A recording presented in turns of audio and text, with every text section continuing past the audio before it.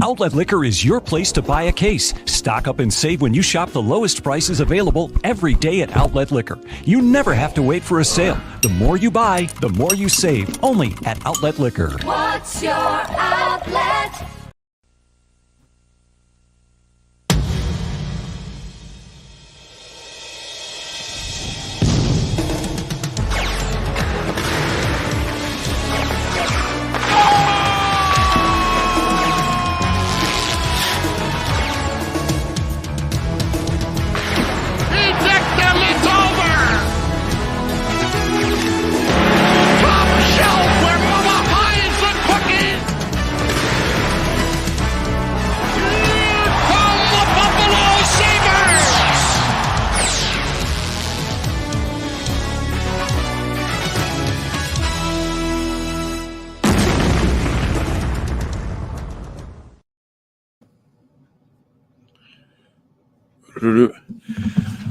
Welcome, everybody, to a late night edition of I'll Hang Up and Listen. I am your host of Two Goalies, One Mic, Duane Steinow, and I just got home from RJ night. Obviously, we all know and love Rick Jeanneret and what he's meant to us as fans throughout the years. Me, in my near 35 years of being on this planet, a good chunk of those years, I'd say about maybe 27 of them, were, spent as an avid Sabres fan, and Rick Jeanneret was a huge, huge part of that. And that man got his place amongst, rightfully so, alongside some of the greatest players that ever played for this team. Dominic Hasek, Danny Gare, Pat LaFontaine, the French Connection, Tim Horton. Like I said, just to name them off, and hopefully many more to come. I hope maybe someday we see Ryan Miller up there. But again, I know a lot of you have probably already gone to bed, so you won't see this till tomorrow. Or maybe you got caught in traffic like me, trying to drop off producer Steve at home after the game. Just an absolute gridlock, and I kind of joked. It's like they wanted, I was stuck in traffic for 45 minutes, and they wanted to put a football stadium downtown. Like it wouldn't have worked. But that's a veer off track. Just what a win by this hockey team. And I'm having trouble getting my octaves up higher. Because in order to get to the game on time, I had to do a sprint, literally start to finish, from my vehicle to the arena to not be there in time to get my banner. But luckily, couple clicks for DJ Mock and his mom, Ritzy Mock. She ended up with Trainwreck Sports and 7-1 Blitz.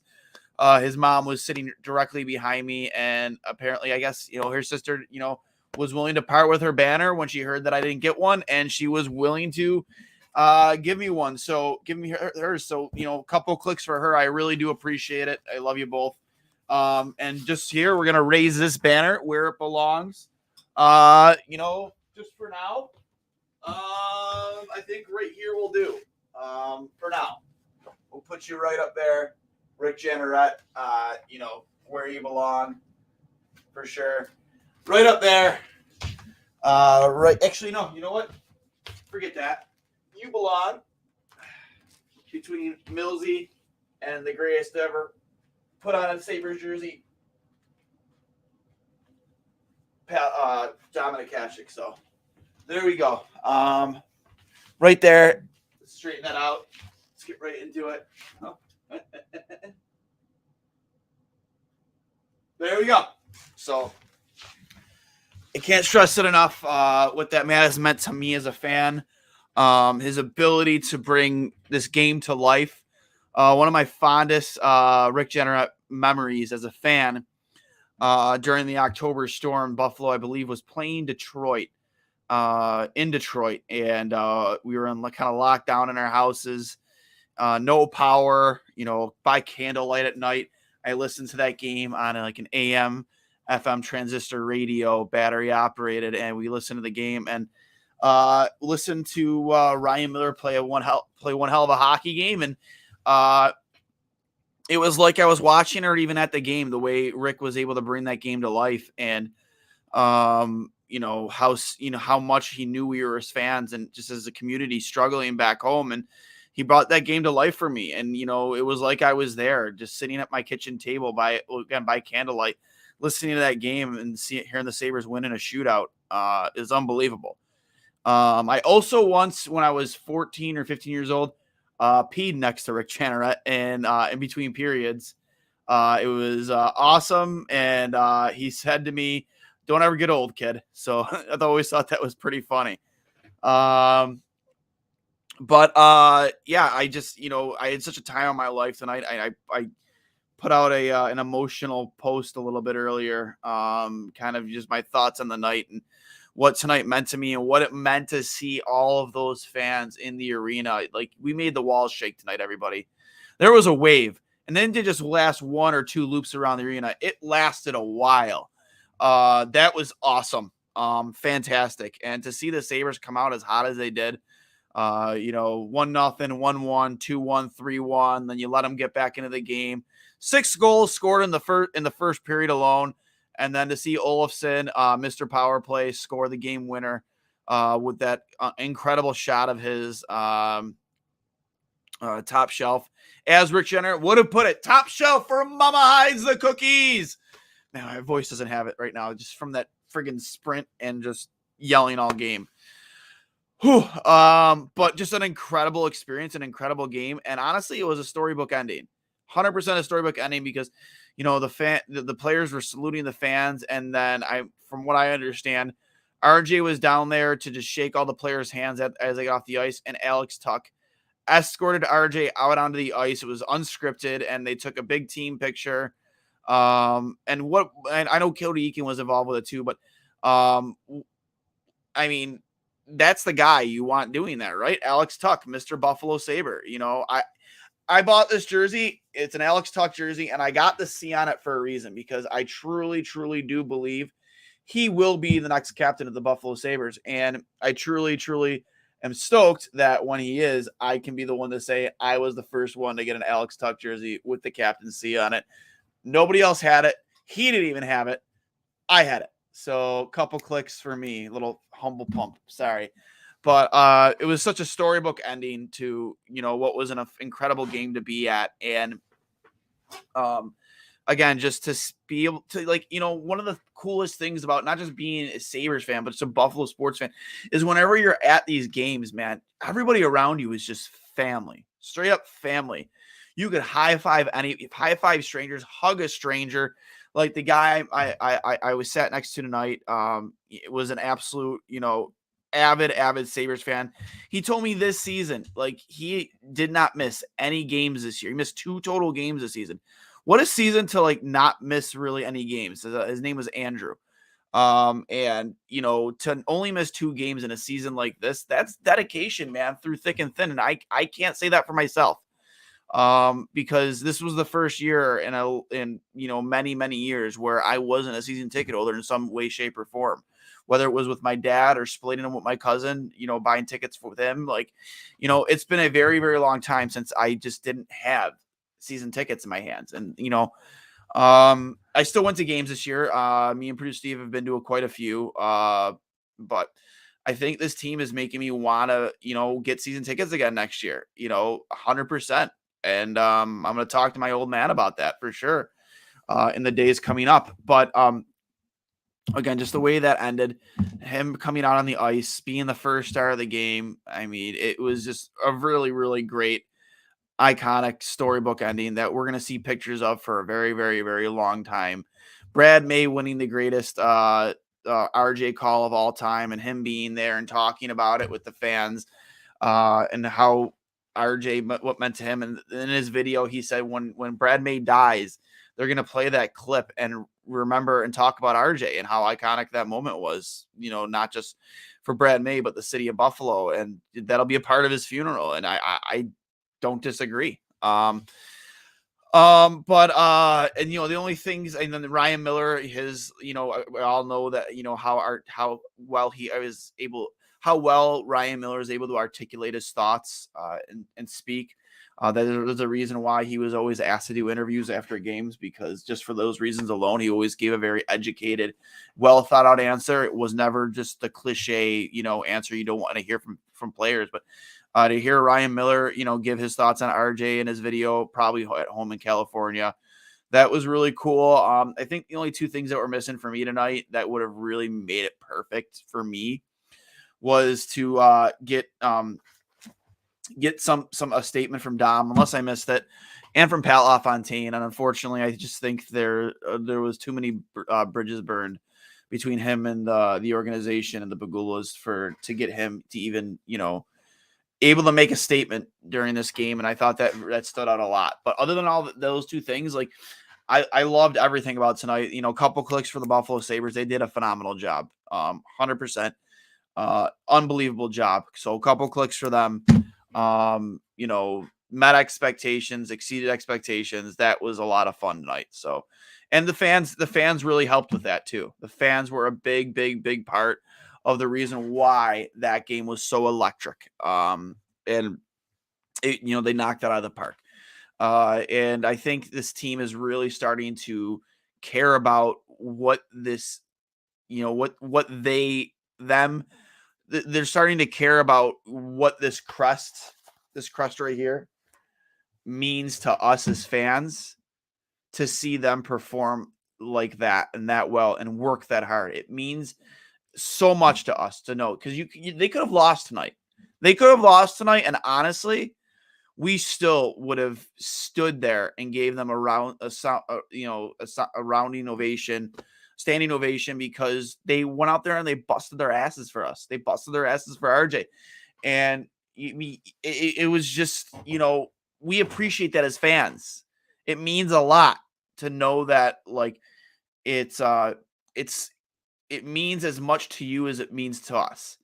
And you recognize that. So you go out there and you bust your asses for us because you know how much it means to us. So I think finally, after years and years of maybe not, I think there were players that did recognize that. Like, I know people don't want to hear this. I think Jack Eichel did recognize that when he was here. There were interviews where he did make mentions of that, but I just never think that the team as a whole collectively realized how much this all meant to us. This team realizes it and they're embracing it. And that's what makes this team so special right now. And I hope it just keeps getting special. When you would add guys like Owen Power and JJ Paterka and Jack Quinn, and down the line, your Eric Portillo, your Devin Levi, embrace this community, and we'll embrace you. And before I continue with just my thoughts on the overall performance during the game, we have a lot of comments in here. So let's get right to those. Starting with Chris Durrick. What a game. So happy for you, Duane. You were there to enjoy every minute of it. RJ getting the first star of the game, being on the ice with the team, and having his banner raised. It was a great night. Let's go Buffalo. Couldn't agree with you more, Chris. It's late night here on the West Coast. I'm watching you. Thank you for your videos. Happy to perform, bud. Absolutely. I enjoy this, especially after a win. I don't always get to it. Sometimes I pass out right after the game, but I do enjoy doing this. Rakeem Davis, thoughts on RJ Barron's ceremony? Unbelievable. Just an absolutely unbelievable job by the organization. Again, 5 stars out of 5. It's 8:44. What are you talking about? So, okay. I like it. Besides, it's RJ night. Exactly. Sorry, I was driving. It was a slip of the tongue. I should have said.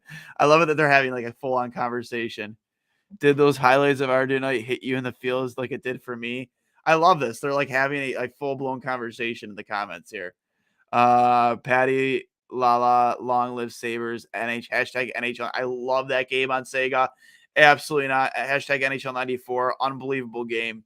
I used to play it all the time against my brother. Always the Sabres, of course. He was always the Canucks. Paul Valbury versus LaFontaine and Mogilny with hashtag. Absolutely electric matchups between me and my brother. Sabres wanted to show that they are playoff caliber. Vegas game, Heritage Classic, Chicago 0-4, and tonight proves that. I love that Tuck was the first to help RJ onto the ice. Tuck needs the C on his jersey. I agree because I got it. So don't make me look stupid, Buffalo. Don't make me look stupid, Granado. I got the C preemptively on the Alex Tuck jersey. So don't make me look stupid, guys. Unless you do, and then it's just a one of a kind jersey. So, but as far as the game goes, a lot of fun stuff to talk about. Tage Thompson with 2 goals tonight, 2 tucks tonight, to get 30 goals on the season. First time we've had a 30-goal scorer. I maybe somebody can refresh my memory in the comments. I don't know the last time we did have a 30-goal scorer. Jeff Skinner. Sorry, yeah, Jeff Skinner scored 40. And then Olofsson got on the board with the game-winning goal on the power play. Surprise there. And I believe the other goal was, I need to refresh my memory. I'm sorry. Tage had 2. Olofsson had 1. And I cannot remember who had the other one. I'm sorry. Hold on. I'm going to take a look right now. This is unprofessional. I apologize. Let's take a look. There we go. Sabres goals tonight. Tuck with 2. Krebs. Can you feel it, Mr. Krebs? Absolutely. Peyton Krebs with his 7th goal of the season. Again, a guy who has definitely I'm not sure we expected him to be here this year, or right as soon as he has been. And he's been like a big locker room presence. You see him read out the starting lineups and gets the team pumped up. And absolutely, he's been a very, very big part of this team and their success. And again, firing the team up every day in pregame. So every game in pregame. So Craig Anderson, 22 saves on 25 shots against. Great performance from Craig. Got a little scared there in the first period, especially there at the end when Nashville was putting their foot on the gas a bit, but Sabres held in there, played well defensively. We were out shooting them a lot for the most part throughout that game. The Sabres were able to get that game in the garage. And again, I've said this before on this post game show. They're not just getting leads and just sitting back and hoping and praying that they get these games in the garage. They're keeping their foot on the gas, and even if they're not scoring, they're still playing aggressive hockey, and it's been fun to watch. Their back checking has improved immensely. Their play in front of their own net has improved immensely. Matthias Samuelsson, I'm telling you right now, man, that guy has the potential to be a first pairing shutdown defenseman. To go alongside whoever your puck carrier is, whether it's Owen Power or Rasmus Dahlin. At this point, it probably looks like Rasmus Dahlin. That's not a knock against Owen Power either. I just think that Dahlin is really starting to emerge as the guy we all expected him to be. I'm not gonna. How can you deny it at this point? He's been phenomenal. He's aggressive. He has zero fear when carrying the puck in the offensive zone, and he has zero fear in his own end either. Which you need as a defenseman. You need as a guy with the ceiling and the expectations that you have in Rasmus Dahlin. So, other points tonight: Dylan Cousins with 2 assists, Peyton Krebs a goal and assist, Victor Olofsson a goal and assist, Tage Thompson with 2 goals, again getting 30 in the season, Alex Tuck with 2 apples, Skinner with an assist. And that'd be it. But again, a great performance, start to finish, with maybe 5 to 10 minutes where it was a complete mental lapse by the Sabres. But Nashville, Matthew Sheen with 2 points, 2 assists, Ryan Johansson with 2 assists, Benning with an assist, Philip Forsberg, who was, there's a lot of rumors going around that they're trying to extend him. He might not be a Nashville Predator next year. Who knows? But with a goal, and Luzon with a goal, and then McCarron with a goal and an assist going to Tolvanen. And UC Saros with 31 saves on 35 shots against. And I am proud to say that I started, at least in my section, a Saros, you suck. It was cool to get that going in my section. For all the people that joined along, I really, really do appreciate it. A lot of fun. But I really hope. I know we have some tough games against teams like a couple games against Florida and Tampa, and with Carolina mixed in. Again, a big test for this team. My goal, I don't care. I mean, I do care, but I don't care about draft position anymore, man. Just keep winning hockey games. Keep winning hockey games. Don't worry about draft position. I understand that this team wasn't built to be a winner. Well, you know what? They're winning hockey games now. And I think winning in terms of culture and development is extremely, extremely, extremely important. And anyone who tells you different has never played hockey before. And they don't know what the fuck they're talking about, because this is very important. Building this type of culture and winning these hockey games. I'm sorry. I'm sorry if we lose out on Shane Wright. Sucks. Or Logan Cooley. Sucks. But you want to know what, man? Winning these games is important in the grand scheme of things on these players and their development and their ability to lead going forward. You hear it in their voices when they talk. These teams become a family, and they believe in each other, and they're playing out there for each other, and they're winning for each other, not just for themselves, but for all of us as well. So, again, just an unbelievable game start to finish, and I was extremely happy. Me and producer Steve made the call to go, because it was a ton of fun. Sabres moved to 25, 33, and 11, and then again, maybe you can get yourself into a position where you can be an above 500 team. That'd be the first time in a very, very long time, over a decade, I think, where you've had an above 500 record. And again, people in the comments can correct me if I'm wrong. You have a chance to move ahead of the Red Wings here next week. I think they sit 25th in the NHL. But I don't care, man. Just keep winning hockey games. That's all that matters to me. That's really all that matters to me. Just keep winning hockey games. And we'll keep coming. I hope Alex Tuck is right, and this isn't just a one and done thing with the fans showing out tonight. Keep showing up in that building. Support these guys. Support this team. We need to more now than ever. So especially going into next season. And looking into trying to find their schedule right now. The games. Okay, here we go. They have the Panthers tomorrow at 1:00, and then the Hurricanes on Tuesday. Well, technically, yeah, not tomorrow. Tomorrow being Sunday, because today is Saturday now. And then the Hurricanes on Tuesday.